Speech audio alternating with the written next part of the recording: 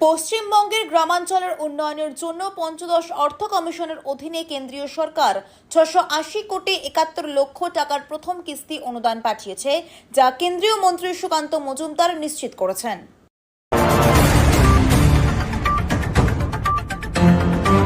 বাঁশের চেয়ে কঞ্চি দর, দুর্নীতির অভিযোগে সিইও মনোজকে নবান্নে কড়া হুঁশিয়ারি মমতার। এসআইআর নিয়ে চরম বিরোধিতা করলেন তিনি এবং দাবি করেন, যা বিহারে সম্ভব হলেও বাংলায় ভিন্ন।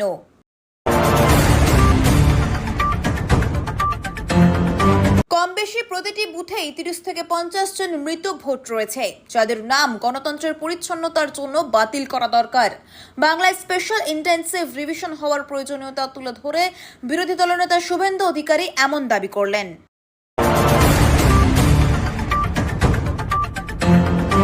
লিভ ইন সম্পর্কে থাকলে ৫০ টুকরো হয়ে যাবেন। উত্তরপ্রদেশের রাজ্যপাল আনন্দীবেন প্যাটেল লিভ ইন সম্পর্ক নিয়ে বিতর্কে মন্তব্য করে সতর্ক করলেন যুবতীদের। লিভ ইন সম্পর্ক থেকে মহিলাদের দূরে থাকতে বললেন তিনি।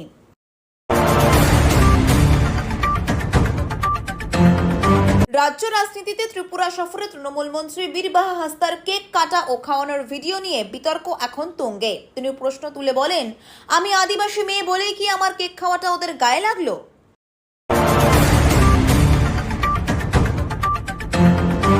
বন্যা যেন আশীর্বাদ হয়ে দাঁড়িয়েছে আলিপুরদুয়ারের শিলতোরসা নদীর দুই পারের বাসিন্দাদের জন্য। তারা এখন জীবিকা নির্বাহ করছেন ভুটান থেকে ভেসে আসা পাইন গাছের বিপুল কাঠ সংগ্রহ করে।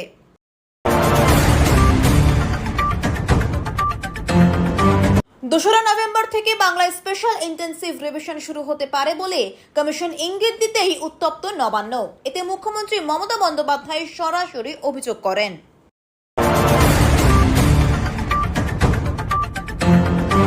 এক ভয়াবহ পারিবারিক কলহের ঘটনা সামনে এসেছে দিল্লির মাদানগিরে, যেখানে অভিযোগ উঠেছে এক স্ত্রী তার ঘুমন্ত স্বামীর ওপর গরম তেল ঢেলে দেয় এবং পরে লঙ্কার গুঁড়ো ছিটিয়ে দেন।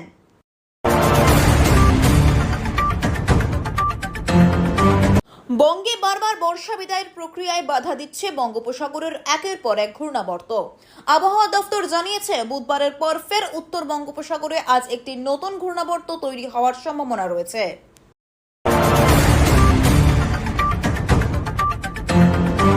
দুর্গাপুজো মিটতেই সাত সকালে এনফোর্সমেন্ট ডিরেক্টরেট বাহিনীর হানা শহর কলকাতায়। সুজিত বসুর অফিস সহ শহরের একাধিক জায়গায় ইডি তল্লাশি চালাচ্ছে। নাগেরবাজার এলাকার শ্যামনগর রোডের শোভনা অ্যাপার্টমেন্টে অভিযান ইডি আধিকারিকদের।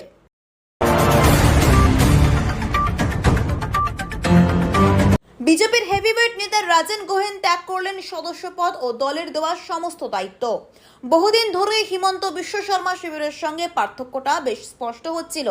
অবশেষে ১৭ জনকে সঙ্গে নিয়ে দল ছাড়লেন তিনি।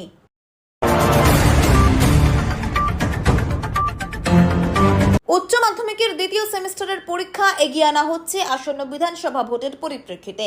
গত ২২শে সেপ্টেম্বর প্রথম সেমিস্টারের পরীক্ষা শেষ হয়েছে। বিধি অনুযায়ী ৬ মাস পর পরীক্ষা হলে দ্বিতীয় সেমিস্টারের পরীক্ষা ১৬ মার্চ থেকে হওয়ার কথা।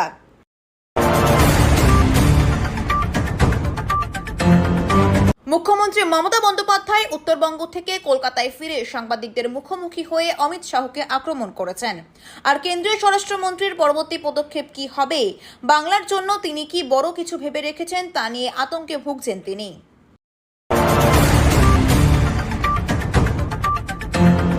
প্রাক্তন বিসিসিআই সভাপতি সৌরভ গঙ্গোপাধ্যায় রোহিত শর্মাকে সরিয়ে শুভমান গিলকে একদিনের ক্রিকেটে ভারতীয় দলের অধিনায়ক করার বোর্ডের সিদ্ধান্তকে সমর্থন জানালেন। তার মতে, টেস্টে শুভমানের দারুণ ক্যাপ্টেন্সির ফলস্বরূপ তিনি ওডিআই নেতৃত্ব পেয়েছেন।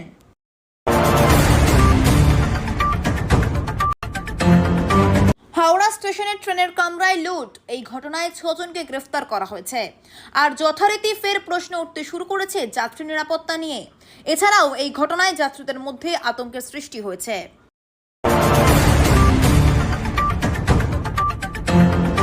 দক্ষিণ ২৪ পরগনার সোনারপুরে সাইকেল নিয়ে ফেরত না দেওয়ার অভিযোগে গণপিটুনিতে মৃত্যু হলো এক ব্যক্তির। মৃতের নাম রঞ্জিত মণ্ডল, বয়স ৩৫।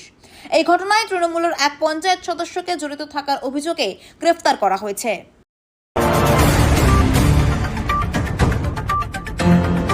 তালিকা থেকে একজন বৈধ ভোটারের নাম বাদ যাবে না, পাশাপাশি ভোটার তালিকায় কোনো অবৈধ ভোটারের নাম থাকবে না।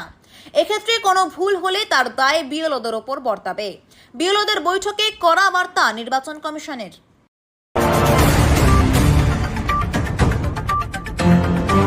বিহারে আসন ভাগাভাগি নিয়ে অন্য দলগুলি যখন তীব্র সংঘাতে জড়িয়েছে, তখন কংগ্রেস হাঁটছে ঠিক সম্পূর্ণ উল্টো পথে।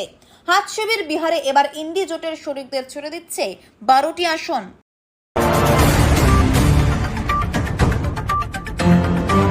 শীত পড়া মানেই গোপনে রেভ পার্টি দেশের বিভিন্ন বড় শহরগুলিতে।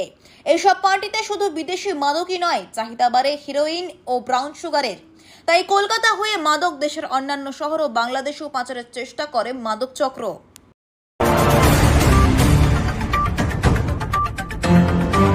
বজ্রবিদ্যুৎ সহ বর্ষণের হলুদ সতর্কতা দিয়েছে দক্ষিণবঙ্গের 9টি জেলায়। আগের মতোই অপরিবর্তিত রয়েছে ঝোড়ো হাওয়ার পূর্বাভাস। আজ এই 9টি জেলাতেই ঘন্টায় 30 থেকে 40 কিলোমিটার বেগে ঝোড়ো হাওয়া বইতে পারে।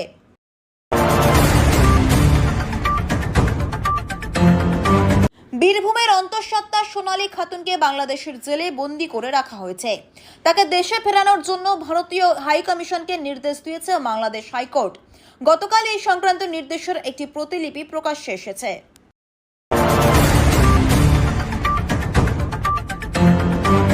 জমি কেড়ে নেওয়ার প্রতিবাদ করে মারধর করে এক নিরীহ গ্রামবাসীকে খুনের চেষ্টার অভিযোগ উঠছে তৃণমূল নেতার ভাইয়ের বিরুদ্ধে। বুধবার রাতে পুলিশ তাকে গ্রেফতার করে।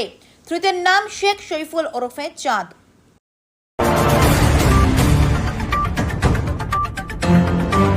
দীর্ঘ 14 বছর পর লিওনেল মেসি কলকাতা মাতাতে আসছেন। অন্যান্য কর্মসূচির সঙ্গে কলকাতা ডার্বিও উপভোগ করবেন তিনি। মেসির কলকাতা সফর উপলক্ষে মাঠে নামবে ইস্টবেঙ্গল ও মোহনবাগান বলে জানা গিয়েছে।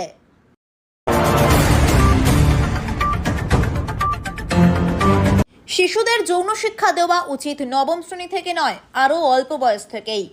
উচ্চ মাধ্যমিক স্তরের পাঠ্যক্রমেও এর অন্তর্ভুক্তি প্রয়োজন, এমনই পর্যবেক্ষণ সুপ্রিম কোর্টের। বিচারপতি সঞ্জয় কুমার এবং বিচারপতি অলোক আরাধের একটি বেঞ্চ এটি জানিয়েছে।